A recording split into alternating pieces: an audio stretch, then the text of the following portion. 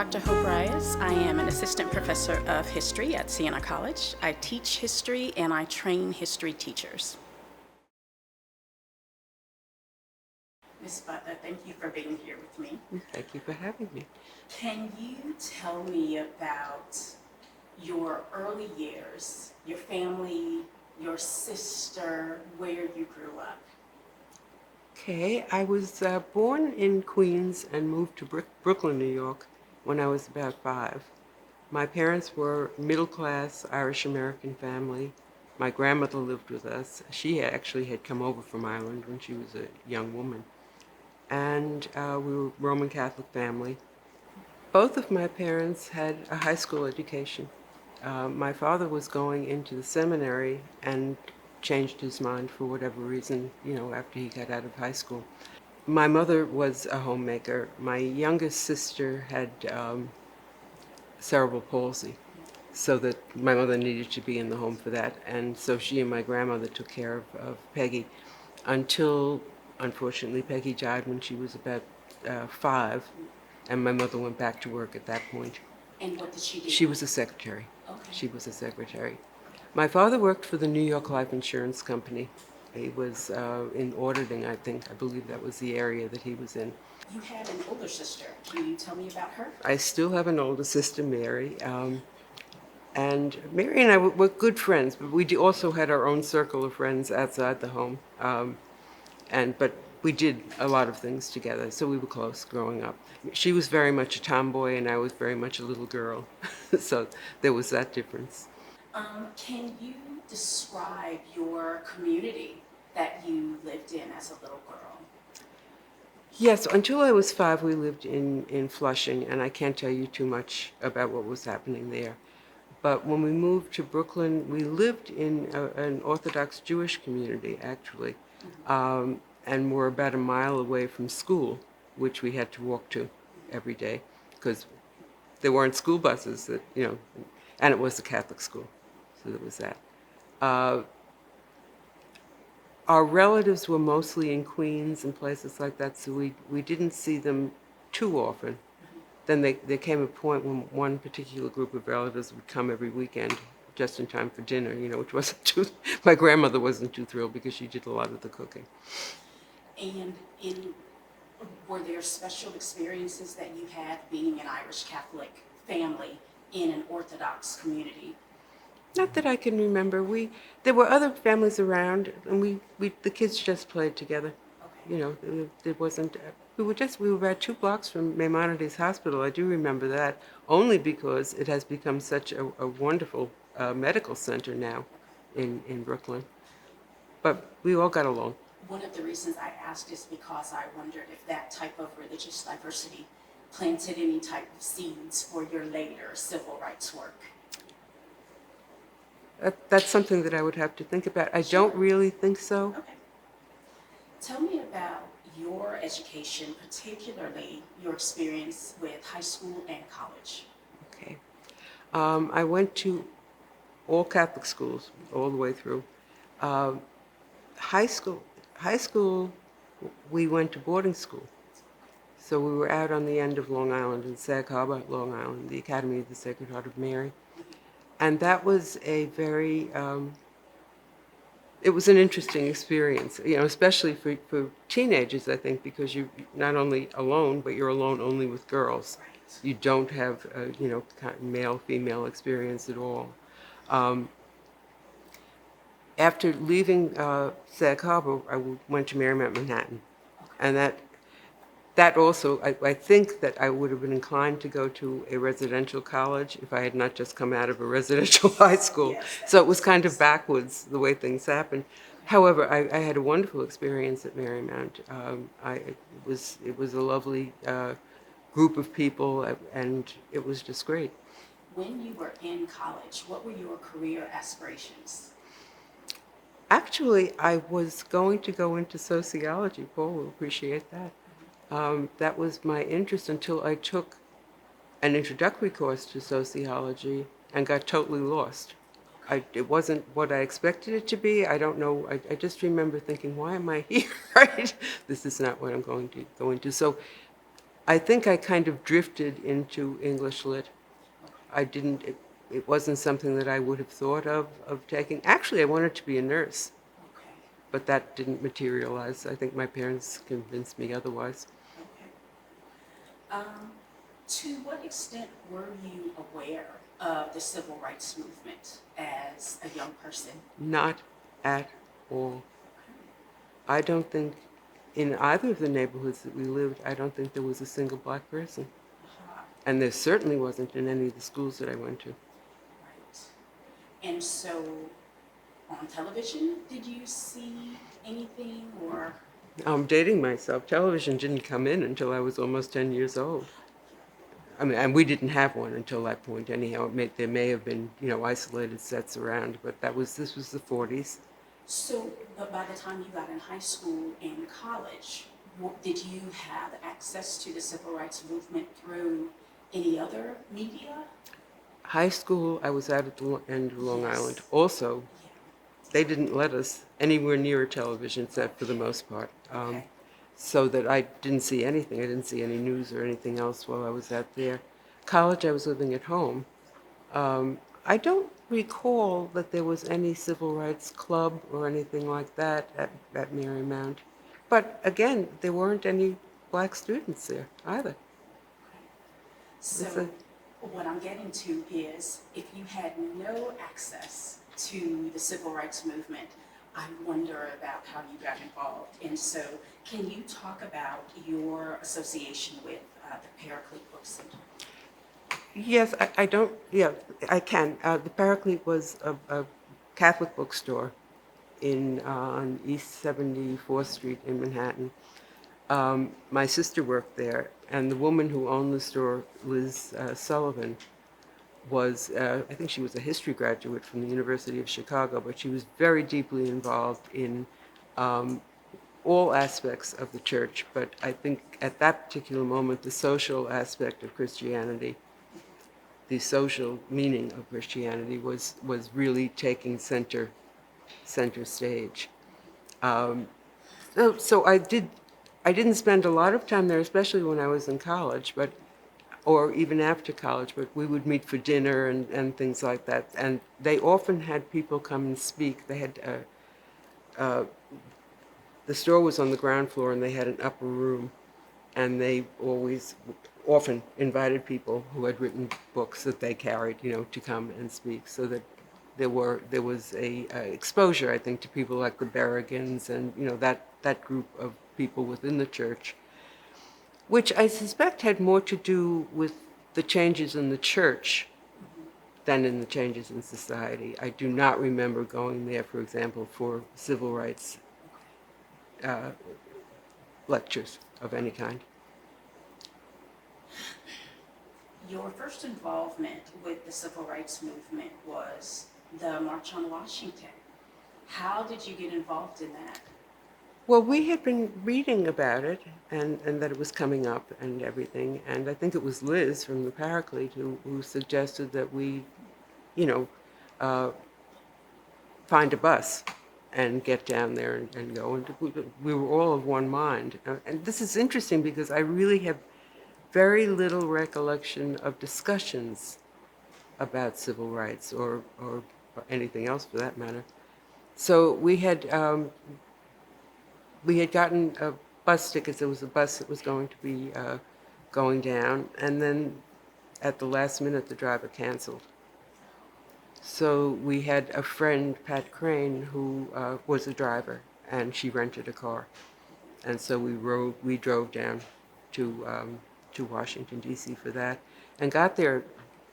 Well, felt like the middle of the night. I think it was probably about 4 or 5 in the morning, and slept in the car overnight. What do you remember about your experience at the March on Washington?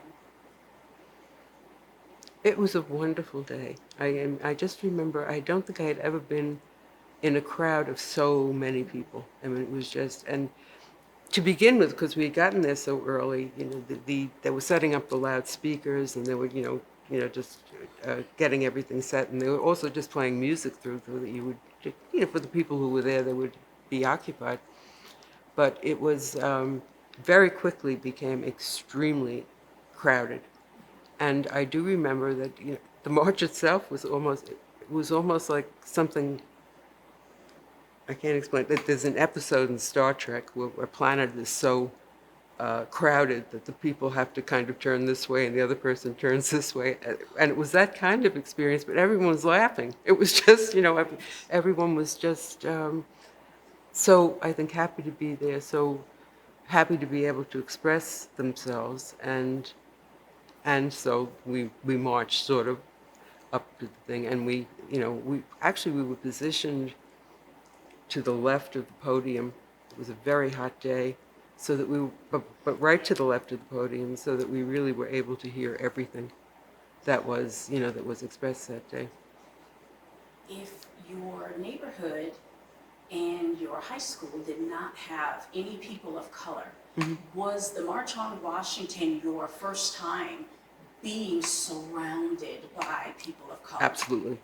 Yeah. Okay. Can Yeah. you talk about that experience? It didn't. It didn't register with me. I mean, it was just a crowd of people.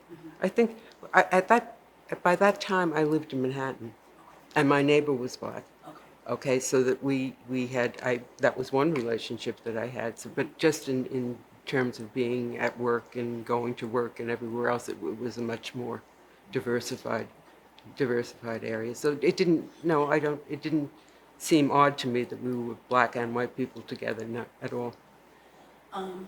I wasn't even suggesting odd, but I wonder about what you took away from that day that may have fueled your interest or your activism later. Well, certainly, number one, what was said. Yeah. I think that the speeches that were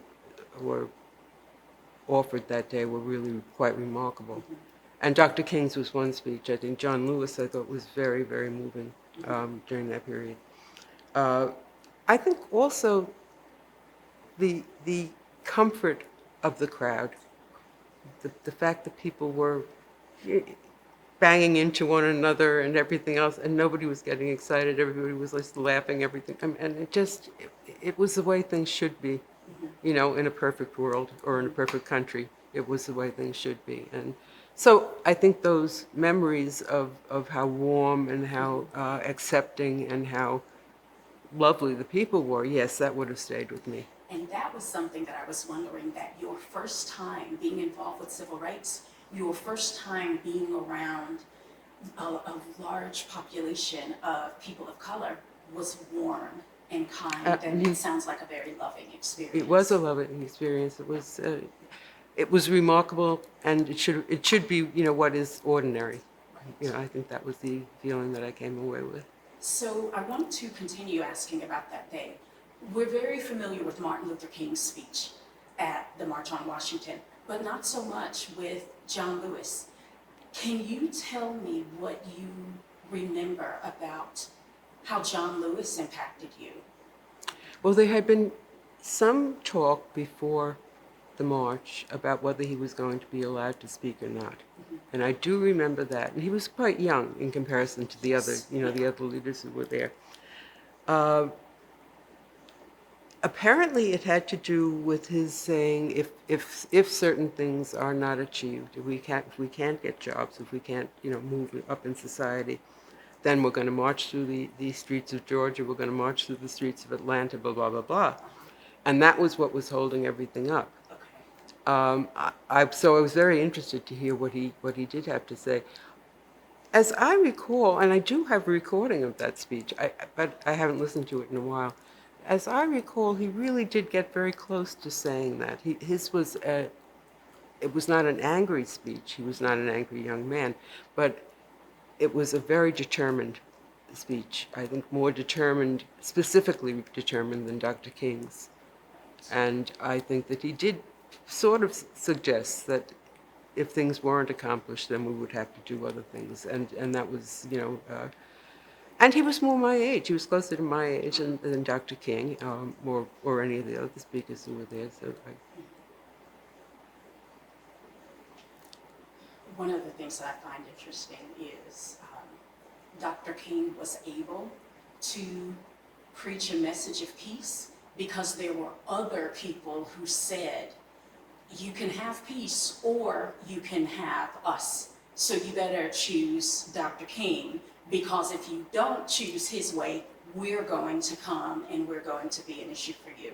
So I think it's very interesting that John Lewis offered a bit of a different message. He did offer a different message. And I have to say that one of the things that I'm just talking about my own family, that I remember about that time is that I don't think it ever occurred to anyone in my family that if Dr. King was not preaching peace, then something else would come.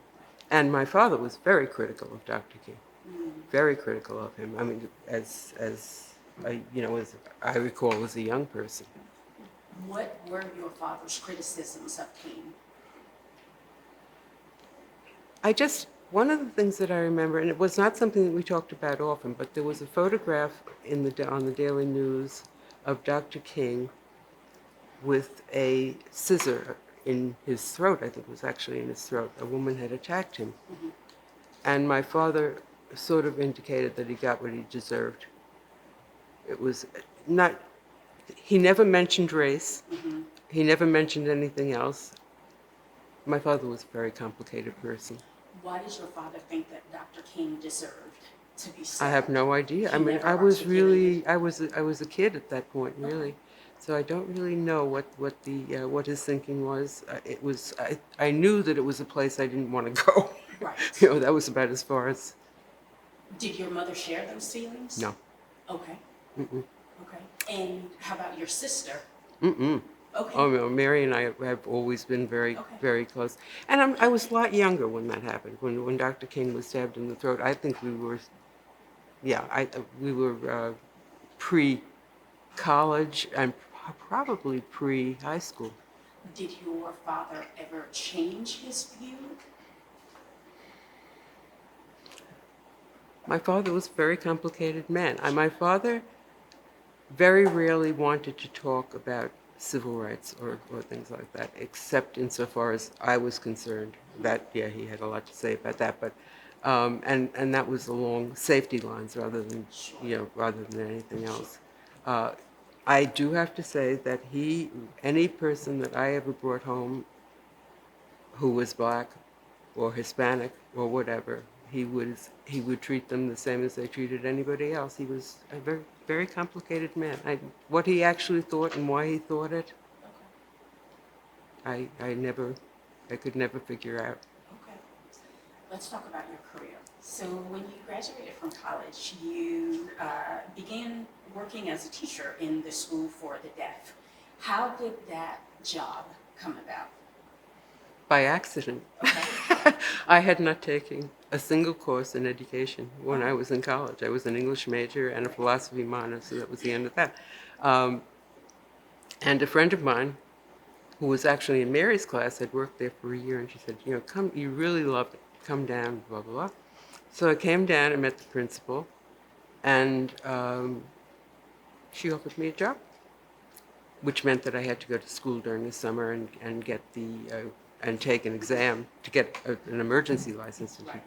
So that was what I did. That is how I became involved in teaching the deaf. Okay. I understand there was a shortage of teachers, is that right? There was always a shortage of teachers in the special education. Right. So that I think that, that probably had, had something to do with it.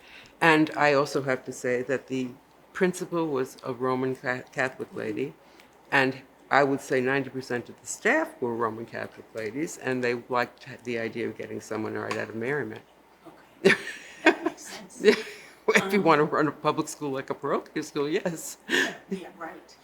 How did working with deaf students impact your outlook on other social issues? I don't know that I ever consciously made any kind of connection. The fact of the matter was that I was really working with children who were not white children most of the time. So that would have been part of it, and I was meeting their families, et cetera, that kind of thing. But in terms of, I think I was probably trying not to drown just going into a classroom and a classroom of deaf children. I don't know that I made any connection between them and the outside world. I see a theme here. that you grew up in a very religiously diverse community, but it didn't register. And then you worked in a community with deaf students who also happened to be students of color, but again, it didn't register. You were just doing the work. I was working and I loved my kids. I mean, Yeah. there was that, and their parents. It was, it was a very wonderful experience for me.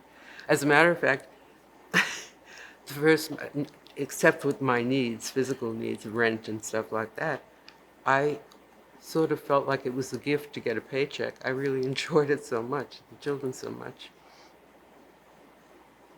Yeah, it almost sounds like you became an accidental activist. You just had all of these experiences that were feeding into what turned out to be a lifetime commitment, it sounds like.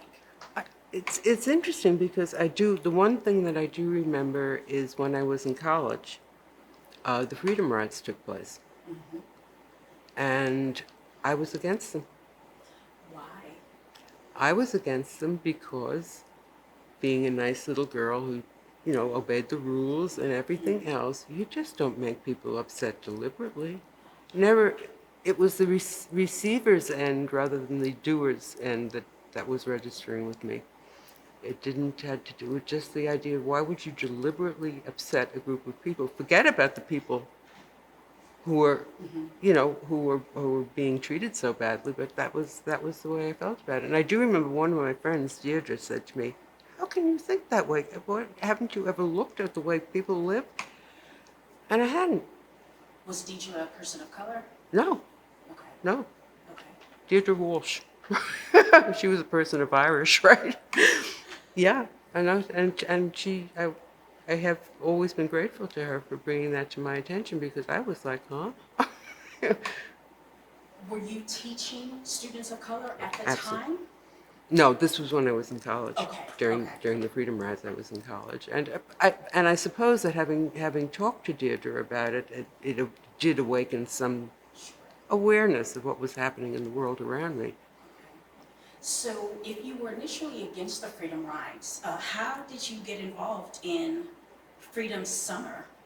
Okay, during the winter before Freedom Summer, and that was between right after the March on Washington. Um, James Baldwin was supposed to speak at the United Federation of Teachers headquarters, civil rights group, and I thought I really want to hear him. Mhm. I had read some of his books, and so I was aware of what was going on because that was what he talked about often more. So I went over to the U of T headquarters, and there were very few of us there. I think there were only about 5 people there, and he was so intense, and you could feel his pain. It was palpable. I mean, he was just, and one of the things he did was show slides from a rally or demonstration in South Carolina, I believe it was the summer before, which began as a rally and ended up with people in the hospital from the police having broken it up, and not just the police, but citizens, coming in and breaking it up and beating people. And I was totally shocked about that. And it was right after that experience of seeing him and hearing him that the U of T, the United Federation of Teachers, put a notice in the paper that they were going to be running freedom schools in Mississippi during Freedom Summer, and that was probably I was aware the Freedom Summer was about to occur. The connection with the U of T and teaching and that I had not been aware of. So that would have been I think that was around February. And I thought about it and thought about it and was in contact with a professor of mine from college, a philosophy professor, Dr. Drennan, and we backed and forth about the whole thing because he was someone who had felt that Christianity was not going to church on Sunday, it was acting as a Christian.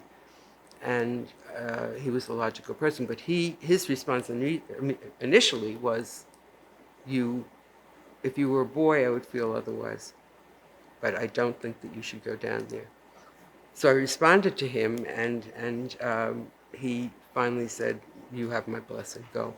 that was so that kind of led up to the thing as well.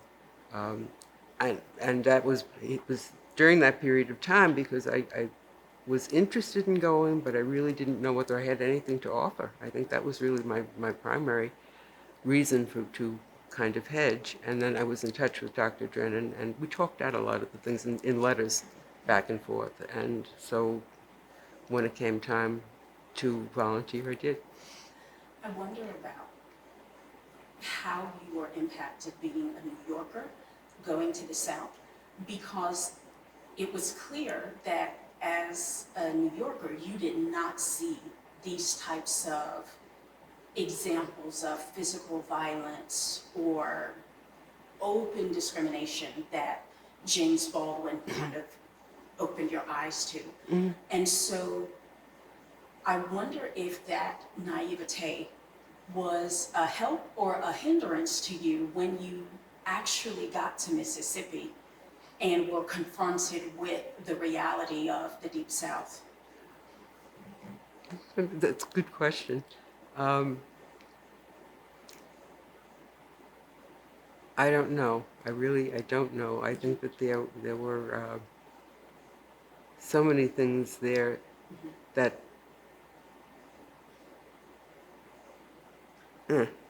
That's okay. that's one to come back to, I Yeah, think. that's okay. And one of the reasons I ask is because um, there have been hard things that I've done in my life that I went into naive. Mm-hmm. And once I got there, I wondered, what the heck was I thinking? Oh yeah, yeah. But I would not have been brave enough to do those things if I had known what I was stepping into. And so I almost wonder, was it helpful to have New Yorkers who had not experienced this come down, and maybe bring some idealism? Okay. Yeah. I think there was that. I think there was culture shock, because one of the things that did happen was that there was a crisis going on in the Suez, I believe, during that period of time, and it occurred to me every time that I did see a television, there was a map up and things would go, what was going on, that I felt like it was a whole different world. And I felt it as though Mississippi was not part of the United States. Physically, it Yes. just felt like you were just totally, somehow there was you were divorced from Right. everything that you had ever known about Right. this country, or about this world, but specifically about the country. Right. Yeah.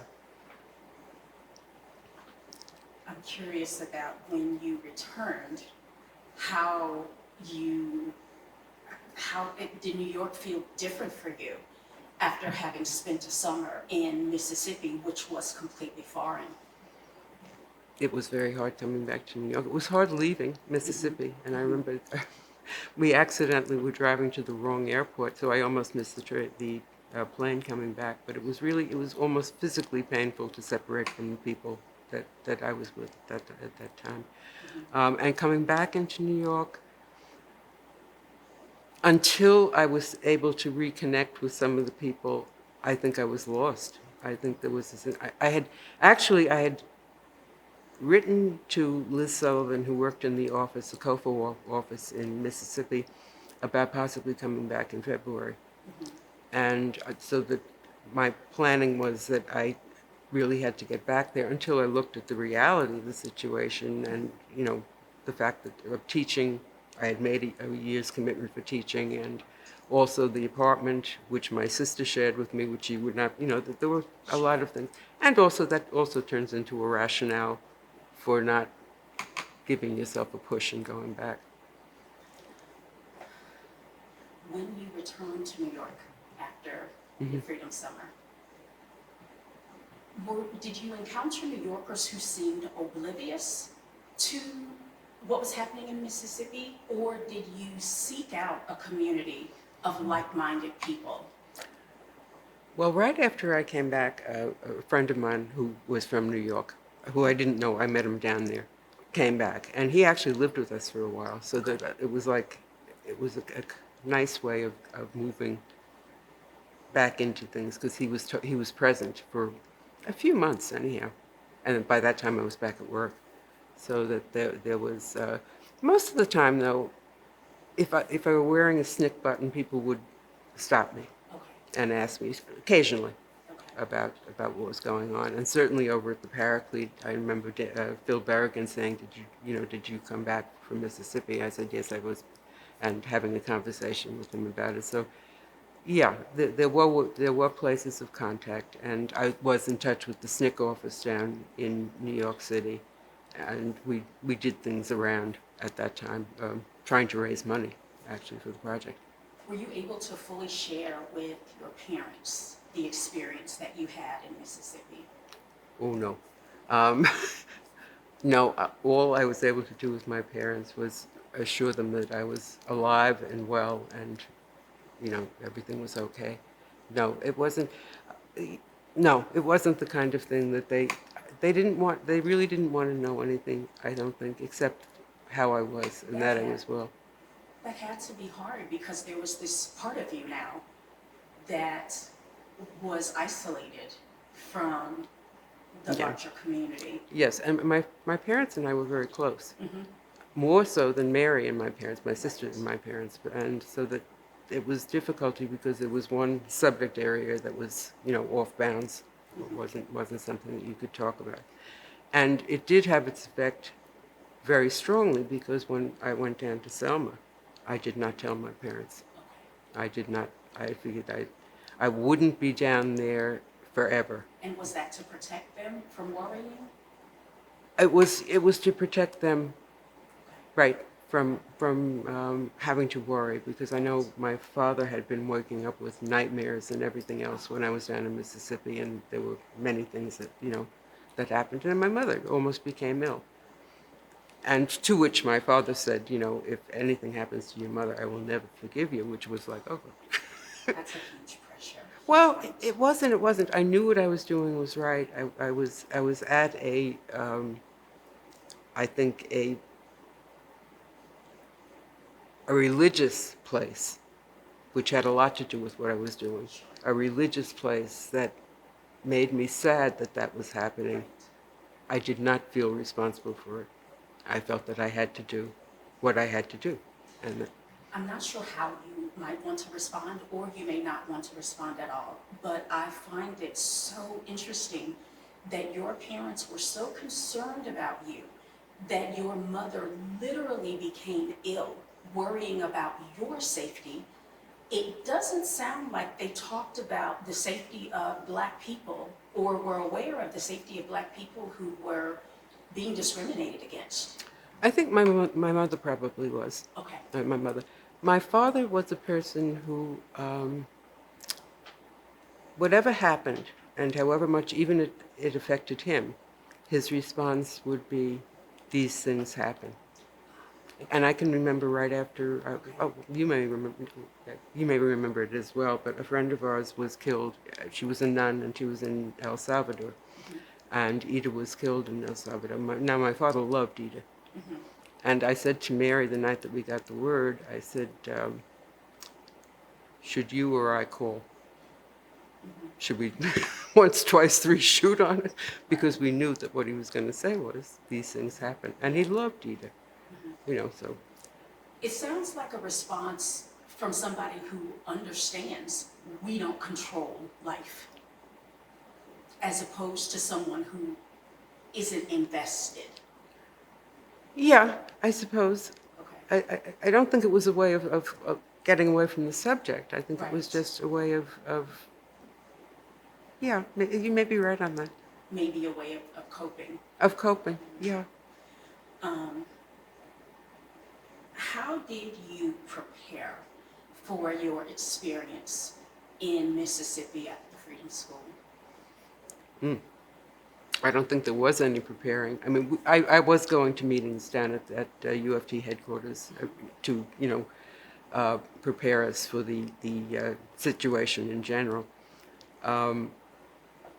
But I think that that most of the time it was just a matter of being open and willing, and actually I ended up not really doing very much teaching. Okay. I was doing more voter registration and working around. I think that the Mississippi Democratic Party was trying to organize for Atlantic City, so that there were things to be done there.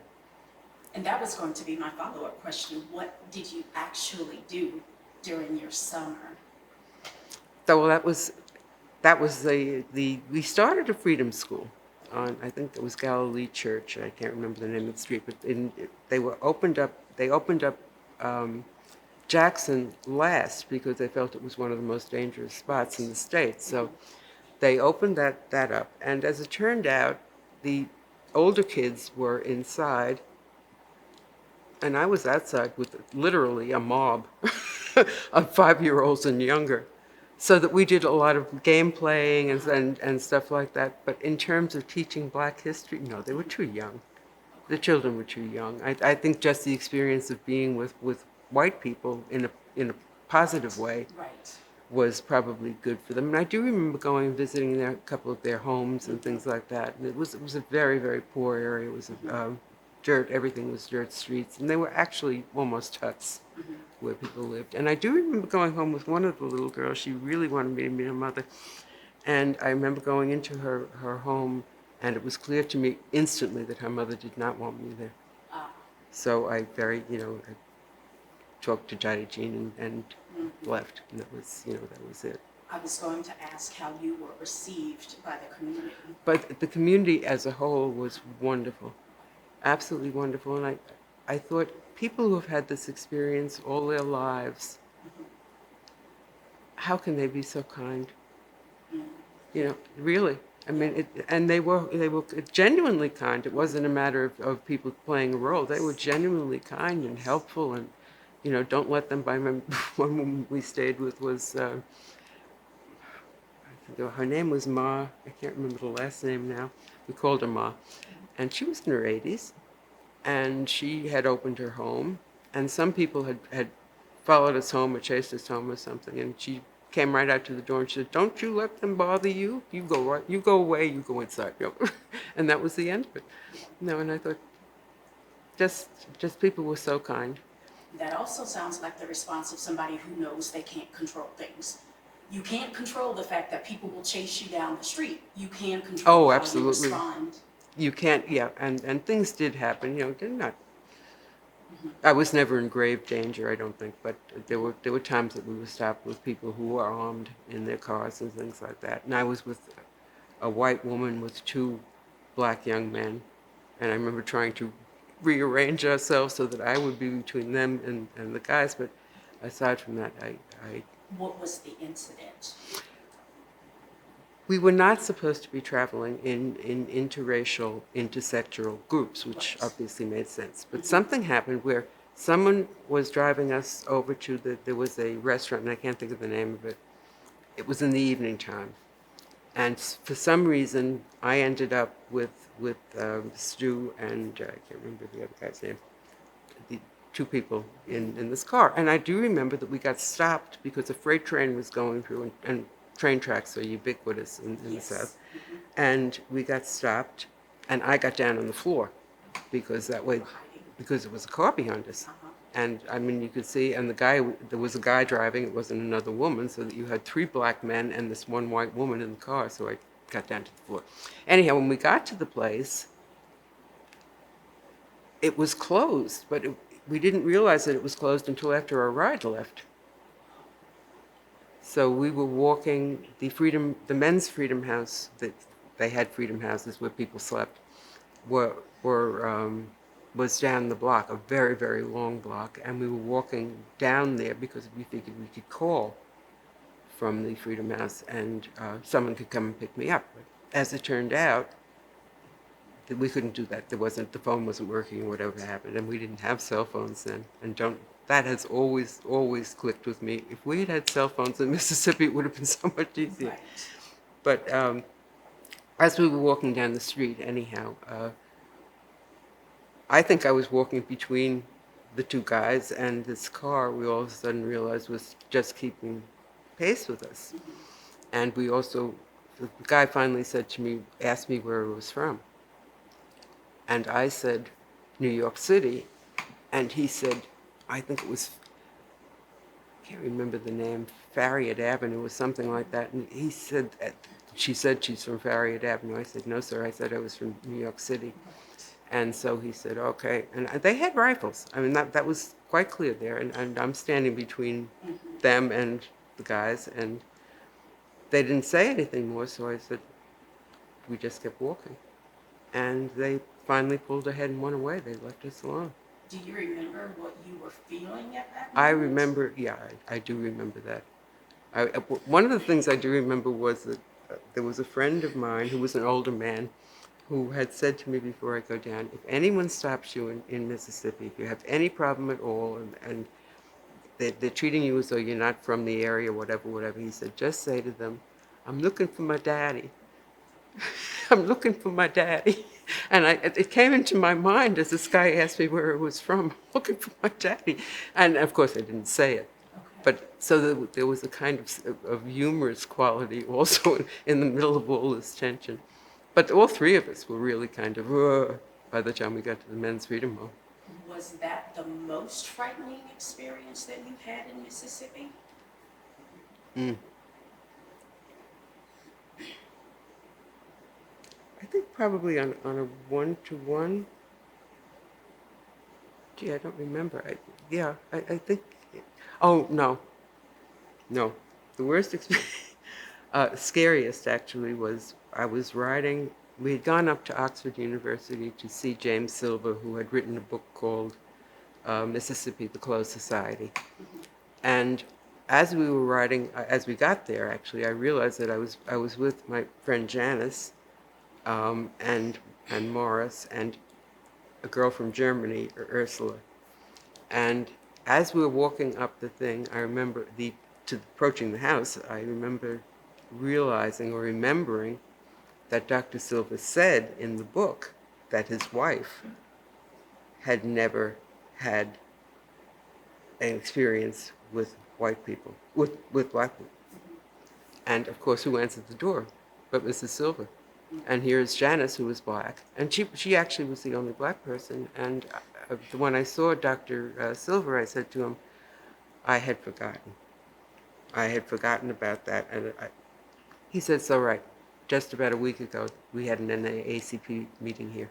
And his wife was from the South, which he wasn't, but coming back from that experience, we hit a deer or a large dog or something on the road at midnight, in Midnight, Mississippi, was the name of the town, and the radiator cracked on the car. And here we are. We have Janice, who's black, Morris, who's Jewish, Ursula, who's German, and me in the car. And it's the middle of the night, and we have to do something. So Morris and Janice got down on the floor of the car, and someone did stop, and they took Ursula and myself, and Ursula wasn't to open her mouth, but and myself into Jackson. But all the way in, there was a young couple with two little children. Kids were in their pajamas. They'd obviously been somewhere. And all the while, they were trying to figure out, they knew that I wasn't from the South. Why we were there, why we're there. And I'm making things up, and I'm a terrible liar, but I am making things up as we go along. I go, always going, well, let us take you to your grandmother's, your aunt's, or something, whatever house. And no, you can just leave us at the Greyhound terminal. We'll be fine there, right? And I think by the end of it, they had realized what was going on. And they were probably as happy not to see us again as we were not to see them again, right? So for many people, having someone follow them in a car with rifles would have meant the end of their civil rights involvement. But after your Freedom Summer in Mississippi, you then participating in voting rights demonstrations in Selma. What encouraged you to keep going after that Freedom Summer? I think people. I think that, one of the things that made it difficult to me to speak to people about my experience down there is that they focused on me. Okay. It wasn't about me. It was about the people who were down there, and nobody had any idea of how wonderful the people were and the communities were. So that when my sister and I had been watching Judgment in Nuremberg for the evening when they broke into the broadcast with the news about with Bloody Sunday, and there was that delay in terms of broadcasting. It didn't come until at night, and it had happened during the day. And I had a instant, reaction that I had to get there. I had to get there. And then I think either that night or the next day, I got a call from a friend who wasn't a friend at the time. He was a fellow teacher. He had been looking for someone to go to Selma with, Okay. Al Gordon, and he had been a freedom rider. So that was a connection made there. But that was how I got back to Selma. Okay. And what did you do in Selma? Were you going door to door? Or what was the work like for voter registration? There wasn't even that much work going on because by the time we got down there, everything was in response to Bloody Sunday. They were organizing and waiting for the second It march. was in triage. Yeah, exactly. So at that point, they had the Berlin Wall up, which was basically a rope that was around that was supposed to be keeping us in or whatever. I don't know. It was silly. It was just so that was up for a short while. But it was different in a lot of ways from Mississippi because there were army trucks all over the friggin' place trying to keep the people, I guess, keep us where we were supposed to be, not let us go pour into the town. Which people? The outsiders, the protesters? I think probably all of us, predominantly the black people. Okay. Predominantly, that would be the focus of it. I don't know what they were doing, but it was very hard to understand what their reasons were. To keep black people out of Selma? To keep them in their neighborhood, in their area, to keep everyone in one area where everyone could keep track of them. It was silliness. And how long were you in Selma? I think probably for not that long, for about a week, maybe a week and a half. We were there, and there were a lot of demonstrations. We were arrested. We were put in, whatever, overnight, and then we got permission finally to march. And all the people who started on the march could not go all the way. They would only allow a certain number of people.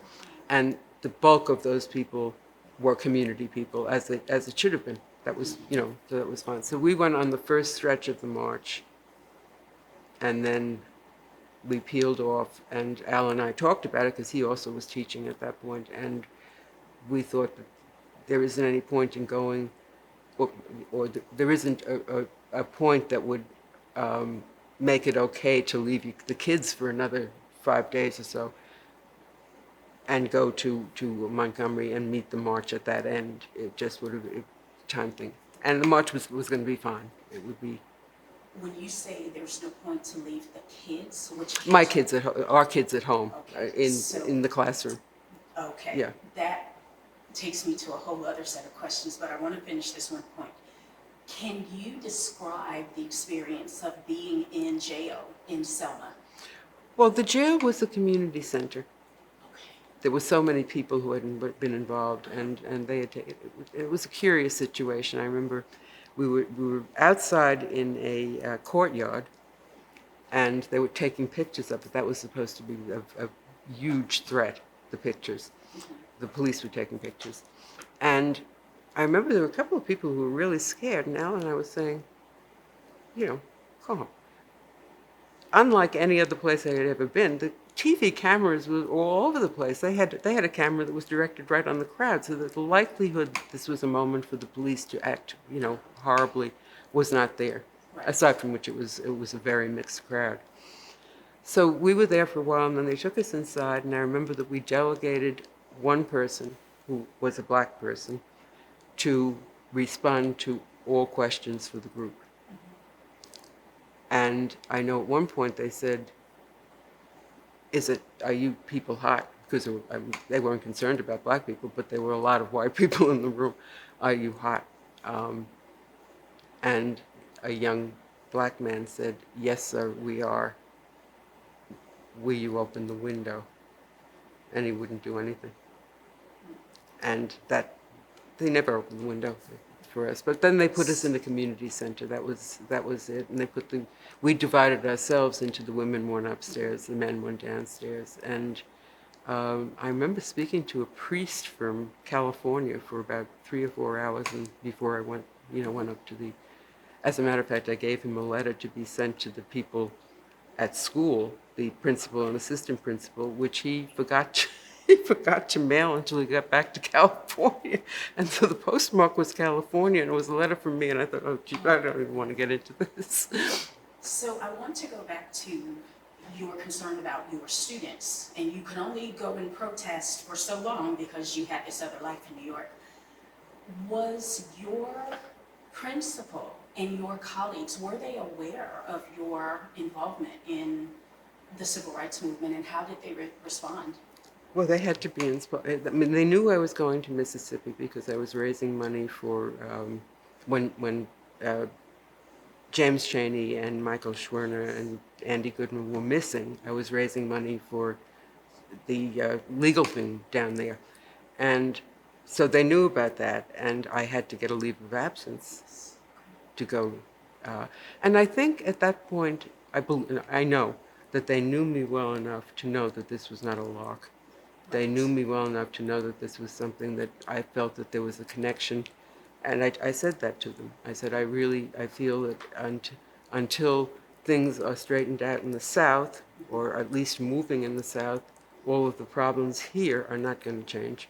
We've got to, it's an inroad. And so that ultimately, in my mind, it all came down to the children anyhow, and they were going to benefit from my being, and I believe that.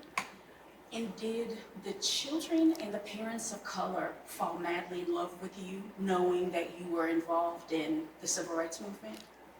I don't think the children and the parents, I don't think ours was not a community school because it was a school for the deaf, so that the kids were bussed in, and so you don't have the same relationship with parents. It wasn't a neighborhood school. Right, but I do, when I had gone to Mississippi, I went under the auspices of Local 6, which was the Hotel and Club Employees Union, as a way to involve them. I had a friend who worked there, and as a way to involve them.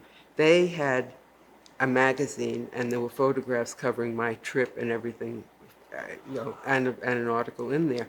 And of course, when I got back to school, I had kids who were at the windows of the buses showing the magazine, yeah, saw you, I see you. Oh.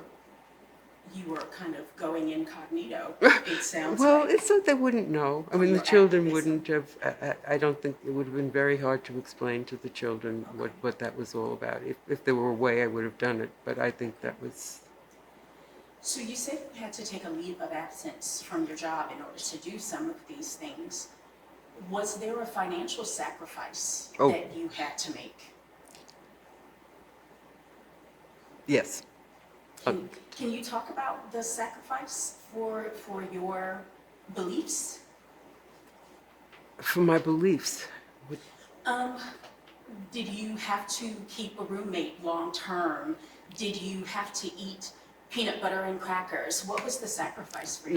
No. I think starting to teach in New York City at that point, I can tell you, was $5,000 a year. Right. And because we taught the deaf, we got a $200 increment, which gave us exactly $100 a week. Now, granted, food was less expensive, rent was less expensive, all that. Money. No, but the thing is that I have a summer vacation for which I'm paid. Yes, okay. And when I took the leave of absence, I did take that without pay, which was probably another incentive about getting home, because I know that I was not concerned about really going into deep debt or anything, but I do remember feeling, knowing that there would be a crunch for however many days I took. There would be a crunch because of that. So that would have been something that I took into consideration, and Al as well, in terms of getting back to New York. But I think the primary thing was that there were going to be 5 days where there would be nothing really tangible planned. Everything was focused on the march at that point, so that I think that and there was going to be a huge crowd in Montgomery. We knew that. So did it eventually get easier for you to go to the South and then return to New York? Or did you always feel lost every time you left the South and then went back to New York? That time, I think because of the length of time involved, I felt disorientated. I think that would be the word for it. I think I also had a brief period of hypertension. I recall Yes. that as being that one, which would have been a physical reaction. And also, while I was gone, my parents did find out that I had gone, so that was something That was else an to extra deal layer. with, or something to deal with. Mhm. But it wasn't that long. And I mean, whatever happened, my father was very upset again, but that's the way it is. In this short time of talking to you, I have already heard that you faced your parents' disapproval, your mother's illness, your father pressuring you that if anything happened to your mother, it would be on you, financial strain, and the stress of feeling disoriented, existing in these two different worlds, and yet you still kept going. What do you think allowed you to keep going forward when a lot of people would not have continued with that type of stress? I think it was my faith at that time. I do think it was my faith. And I did have, I mean, there were things that were negatives, but I did have people around like Mary and people, and Liz and people at the Paraclete and other friends who were very supportive. What I find interesting is when I hear from Black people who participated in civil rights, that's exactly the same thing that they said. Mhm. Yes, we knew there was violence. Yes, there was a sacrifice.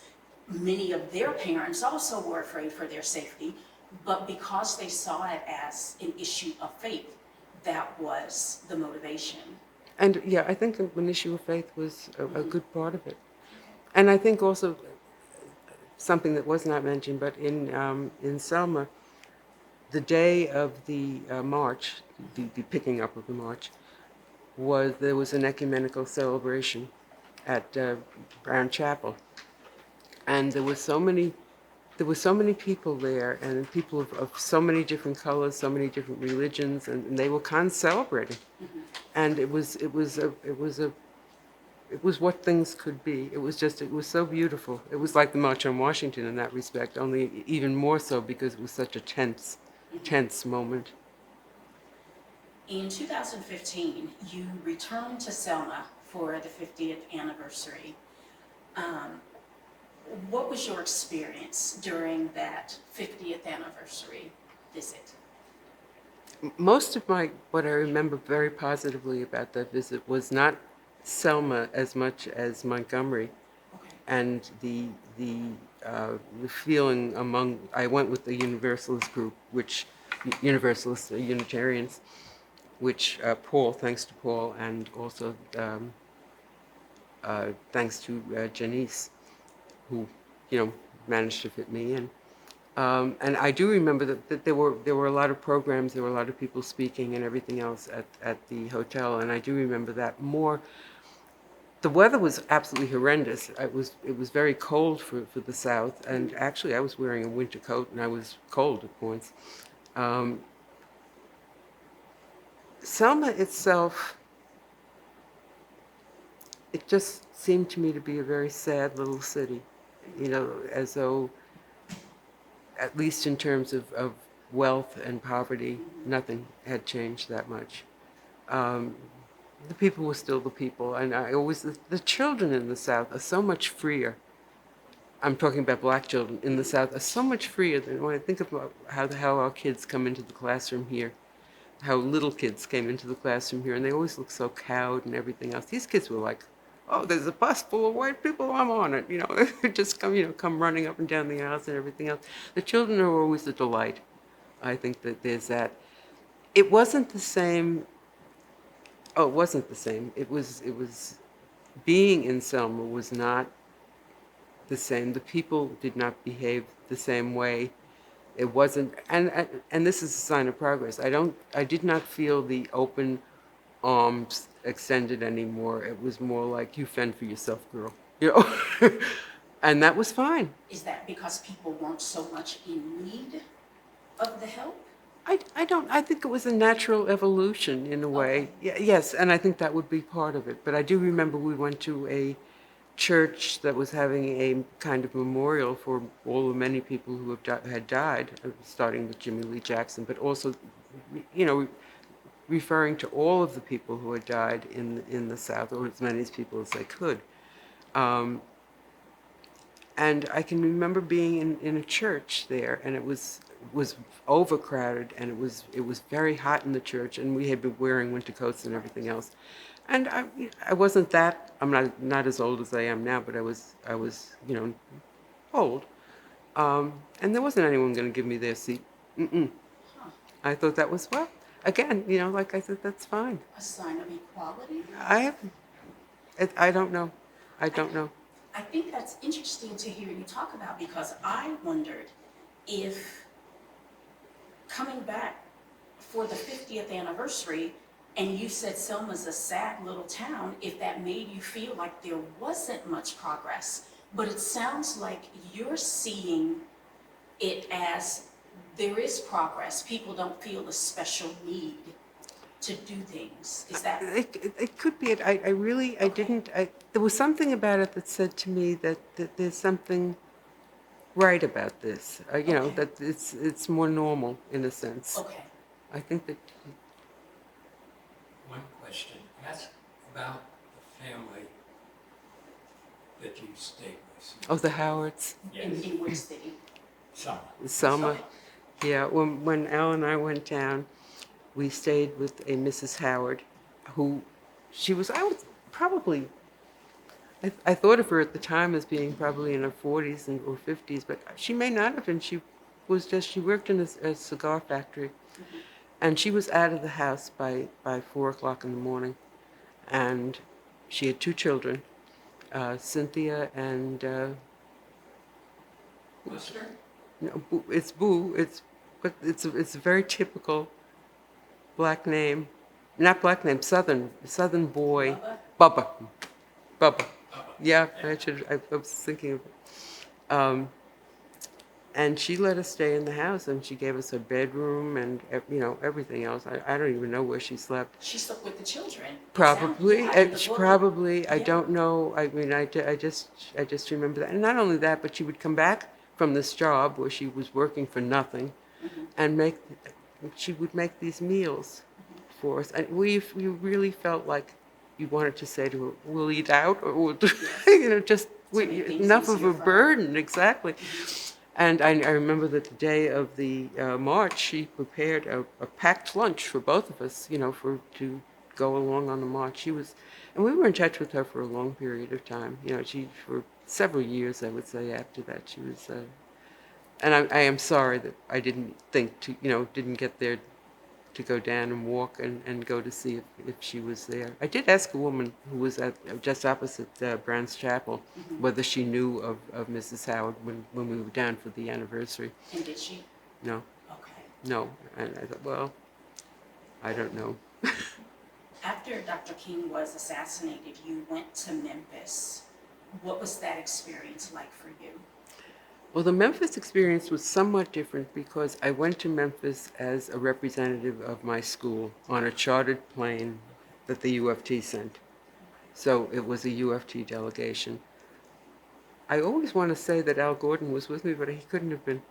That just occurred to me because I always say, I don't remember that. I don't remember that anyhow. Um, what I remember about it was it was absolutely silent.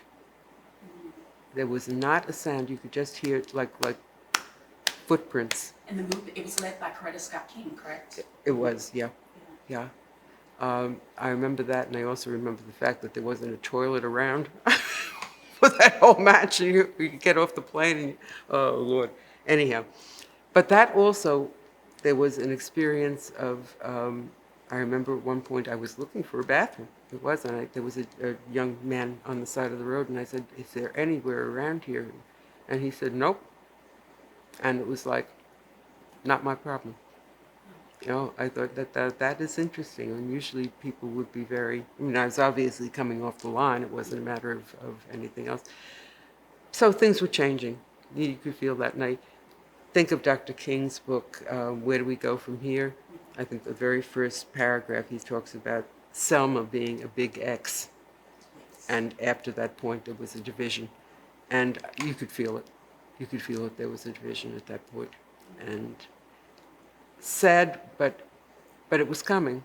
It was not something that people should have been unaware of. are you saying there was a racial division or was it something else? I think there was a sense of the black leadership saying, we have done as much as we can do with you. Right. Now it's time for us to work in the way we need to work, and you go back into your communities and Right. work. And I think that a lot of white people, I know I was one of them, didn't know quite what to do with that, Okay. didn't know quite how to work in the community. What do you do to keep this, to make any kind of impact in what's going on? And it really was. I mean, there weren't, after Memphis, there weren't big programs or big projects trying to get attention or get people voting. I mean, we had the voters, right, but I think that's been taken away, so.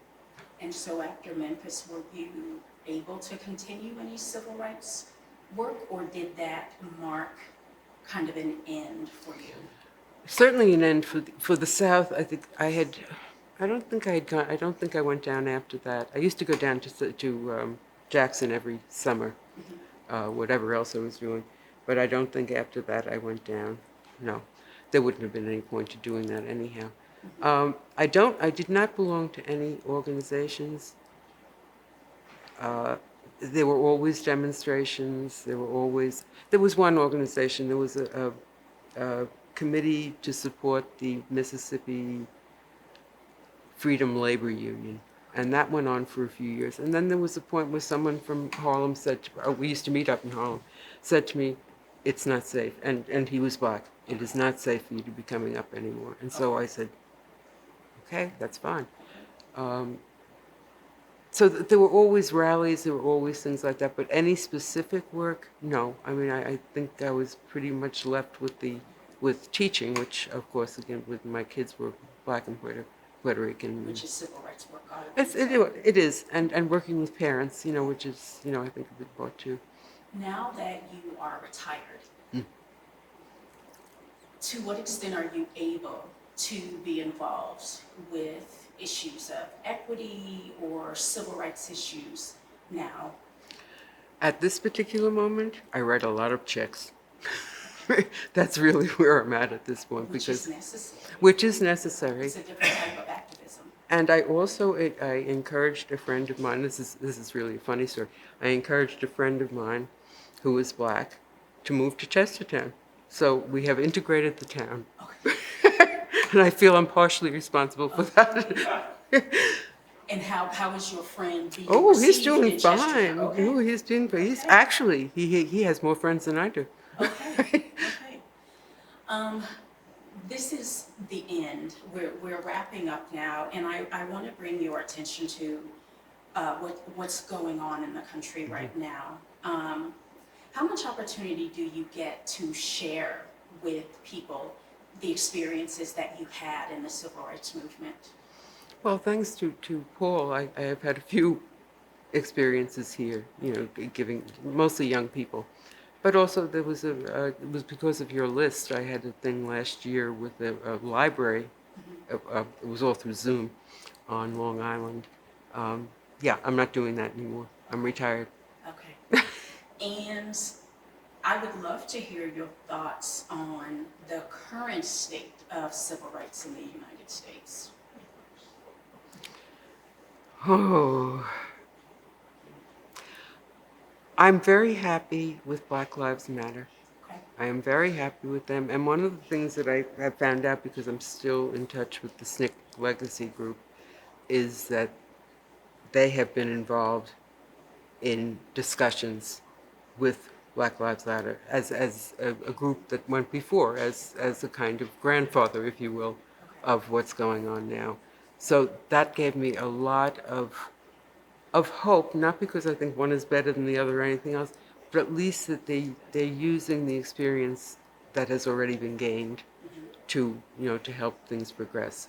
And so I've been very happy with that. And I think in terms of getting the ordinary white man on the street involved, I think Black Lives Matter is doing a fabulous job. I really do. What makes you hopeful about the future of civil rights in the United States?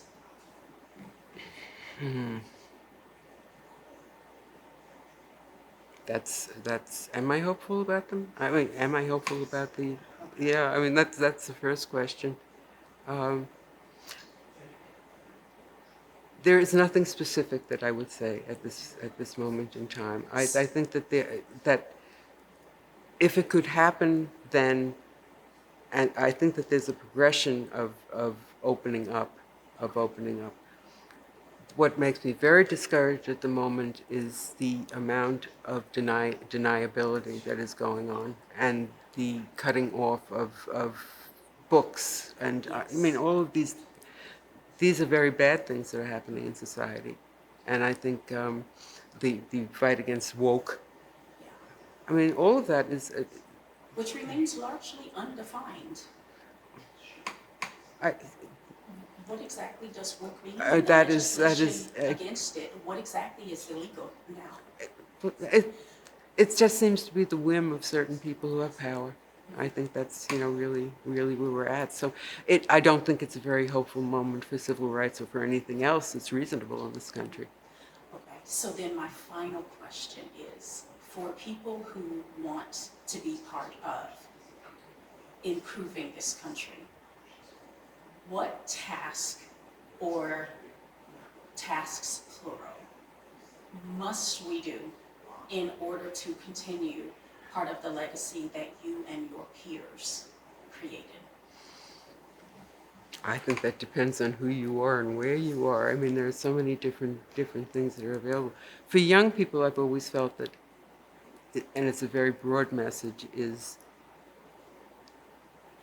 to become involved in whatever way you can get involved, in the community, in aspects of law, whatever. Uh, and to kind of wait, because you never know when things are going to change. You never know when there's going to be an opening. I mean, I think that the the civil rights movement of 1964, Freedom Summer, was a gift. It was a gift to our generation. It was not something that anyone had planned on or anything else, except for possibly Bob Moses and and Snick and those people. But um, you just don't know what will happen, what tides will bring everything together, and another moment will come where something can be achieved. We were talking on the way down this morning about the campus at Tougaloo. And when I first went down, anyone who came into the state who had not gone through the orientation programs went to Tougaloo for 2 days usually, for orientation and whatever. And what part of that orientation was Bob Moses. And I have never been so impressed. I mean, Bob was, I didn't think he was older than I was, but he was. He was a few years older than I was, and he was the most remarkable young man I think I have ever met in my life. He was totally serious. At that point, he was Bob Paris, because people were saying Moses come to the promised land in Mississippi, and he changed his name to his mother's maiden name so that he would not be the center of attention. That was Bob, 100%. And anyhow, he spoke about, all of the things about what is Mississippi, what is going on in this particular place, and gave us information that like the fact that Mississippi Power and Light, which was the biggest money earner in the country, in the state, was, I think, 80% of the controlling shares were owned by Harvard University. How complex is this situation? You think of the state itself, but all these different places, and they all of these lines go in different directions, and there are more people involved in segregation than you would ever believe. I mean, if you're throwing Harvard University into this, you're throwing a lot of people into it. But Bob was a remarkable man, and um, I, his coming to Tougaloo and his talking to us at Tougaloo was one part of it. But watching him when he was working with young people, especially in the years past, Al and I used to put our ears up to the door if he would go into a room with a couple of kids, because what he would be doing, he would go into the room, and he was very soft-spoken, and the kids would be fighting with one another about what they were going to do and what they were going to do, and in 2 minutes, Bob would be out of that room. There would not be a peep, and it would be a decision that the kids made. However he did it, he was just such a incredible human being.